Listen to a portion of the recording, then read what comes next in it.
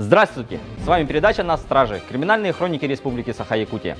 А теперь подробности. 17 января в ходе оперативно-профилактической операции участковые уполномоченные полиции установили факт незаконной реализации алкогольной продукции с автомобиля Toyota Probox. 21-летний бутлегер вместе со своим товарищем промышлял продажей всеми видами горячительного. В ходе досмотра салона автомобиля полицейскими изъято более 100 литров алкогольной продукции. По данному факту в отношении молодого человека составлен административный протокол в соответствии со статьей 14 КоАП РФ, и теперь ему грозит штраф до 50 тысяч рублей. 18 января в баре «Приют Бодливой Козы» установлен факт продажи спиртосодержащей продукции несовершеннолетним. В ходе контрольной закупки, проведенной общественностью, сотрудники полиции задержали бармена, уроженца одной из стран СНГ, который реализовал спиртное, не удостоверившись в возрасте покупателя.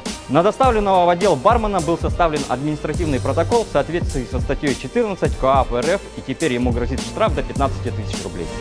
Следственный комитет возбудил уголовное дело в отношении 28-летнего врача-терапевта и по совместительству заведующего Золотинской участковой больницей Владимира Наумова. Скандал разгорелся после того, как в сеть попало видео, запечатлевшее его нападение на пациентку. Следком по Якутии возбудил дело по двум статьям: нанесение побоев лицом, подвергнутым административному наказанию, и незаконное проникновение в жилище. Эта нелицеприятная история произошла 1 января, но достоянием общественности стала на этой неделе, после того, как в сети появилось видео.